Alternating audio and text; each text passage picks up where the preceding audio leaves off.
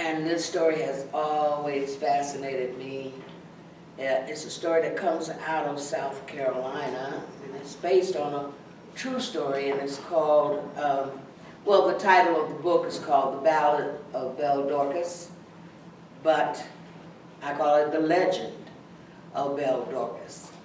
And in this story, there is a young woman named Belle. And Belle is what's called free issue, because the story takes place during the time called slavery. She was free issue because she was the daughter of the master and one of the slaves. And her mother, Belle's mother, wanted her to make sure that she married a free man, somebody else that was free issue. That's what her mother strived for and always tried to introduce her to. But don't you know, no matter what we parents do, our children will decide who it is that they're going to fall in love with. And that's the way it was with Belle. There was this very handsome young man who was a captive. He was a slave. Big, buff, handsome, to the likes of maybe a cross between Denzel Washington and Idris Elba, if you can imagine that. Beautiful chocolate skin, smooth, strong, but gentle. Always look for the gentle ladies. Anyway, so they would have to go off to hide out, to have time with each other, because Belle's mother wanted her to marry a free man, not a captive. And her mother would have had a fit. So they would always go out in the woods and spend time together, talking, courting, as it were, back in the day. Yeah, see, back in the day, young men and young women, they would talk a lot to get to know each other, to find out what she liked, what he liked, what their dreams were even. They talked a lot back in the day. So that's what happened with Belle and this handsome, handsome young man. Well, anyway, because Belle was free issue, she had the run of the house, and she could hear some of the things that were going on. And she heard that her love was going to be sold away because her father needed money. And captives could be sold for money. And he would bring a good price because he was strong, he was tall, he was big, and he was a good worker. So when Belle heard that, she was thinking, what can I do? How can I keep him here with me? So she decided that she would go down the road a piece. It was a curvy, winding road, trees on both sides, and way, way down at the end of that curvy, winding road stood a house. In the house was this woman. They called her a conjure woman. Yes, because the conjure woman, she was able to cast spells. And Belle wanted a spell cast so that her sweet love would be able to stay on the plantation with her. And so it was that this conjure woman talked to her a bit, and she began to mix things together. She put in some herbs, and she put in some frog stuff, and she put in some bat stuff, and she put in some other stuff. And after she had mixed it all together, she put it in a little sack, and she gave it to Belle. She said, now,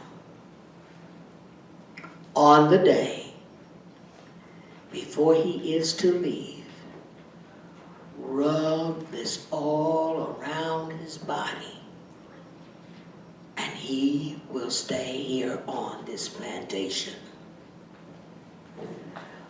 Well, that evening, she and he went off to their special spot. It was a kind of a little clearing in the forest. The moon was shining down, and the stars were beautiful, and they talked together, and they talked together, and they held each other. And as she was holding him, Belle took that little bag and she rubbed it around him, all around him. And then, as she stepped away, he began to shudder and shake, and he was transformed into this giant oak tree. Oh, she was hurt. She was sad. She almost went crazy, but then she remembered she had said to stay. So here he was. He still was on that plantation, and so she figured out, maybe, just maybe, I could make him come back. But she couldn't make him come back, and she would just go down and sit by that tree every evening, and she would, just feel real close to him, sitting down by that tree. Well, sometimes things just happen. Fate is right there. This tree, it was a good tree, and it was a strong tree, and so the master needed this strong tree to be cut down because he needed to build a new smokehouse. Now, children, a smokehouse is a little house that's built so that because back in the day we didn't have refrigerators, and so you had to be able to keep your meat. And so folks would smoke it and cure it. And curing it, they would salt it down, brine it down, wash that brine off, and then they would put it up in the smokehouse and have a fire that would go underneath, but it wouldn't be a real fire, it would be more like smoke. And it would stay in the smokehouse until it was cured. It couldn't get rancid or anything like that. And then they could just take it out of the smokehouse and use it whenever they needed to use meat. So, well, two of us very strong men came down to chop down that tree, and it seemed a little funny as they chopped down this tree, that seemed like every time they chopped at that tree, it seemed like they could hear a voice, a groan or something, but they put it out of their heads, and they just kept chopping down the tree until they had it all chopped down, and they cut it up into lumber so that they could build the smokehouse. And the smokehouse was a big smokehouse because that's what he needed. But I'm going to tell you something. After this grand smokehouse was built, nobody wanted to go into that smokehouse because they swore every time they went into that smokehouse, they heard a voice. It scared everybody. So the smokehouse wasn't used. It was just there. And you know, when something isn't used, it falls into disrepair. But she knew that that's where he was. And every night, she would go and sit by that smokehouse. Everybody thought Belle was crazy, out of her mind. And she did look a little bit because she wasn't taking care of herself.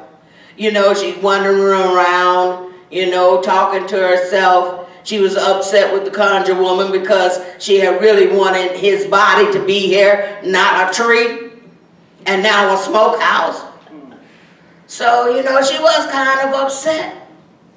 You know, and she was a little bit crazy. So her mama, you know, I guess her mama by this time would have want, you know, marry anybody, baby. You know, so you can get your mind back. But anyway, she missed him.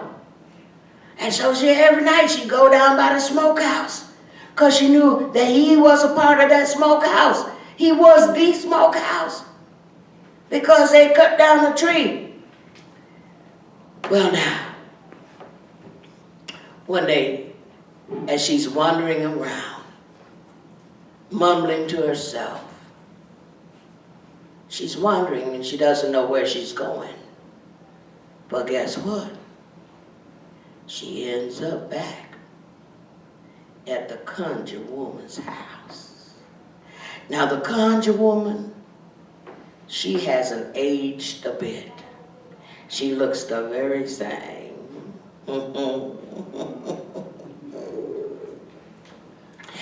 And Belle, when she looks at her, she recognizes her. What did you do? He's gone. He was a tree. Now he's a smokehouse. You took him away from me. And the conjure woman said this. She said, you forgot what I told you. I told you, use the bag to make him disappear. Use the bag to make him reappear. She was so excited about being able to save him, to keep him with her, that she had forgotten the most important thing all this time. So now she said, I remember. And she took off running as fast as she could go. And she ran down to the smokehouse. She took that bag and she went all the way around that smokehouse, touching every board, every shingle of that smokehouse. And guess what? He appeared. Oh, she was so happy. She held on to him. She was so happy to see him. And they danced. And they danced. And they danced. Well, Belle wasn't seen by her family ever again because that night something happened to the two of them. Nobody really knows exactly what. But they say where that smokehouse used to stand are now two trees. The trees are intertwined, and everyone believes that that is Belle and her true love.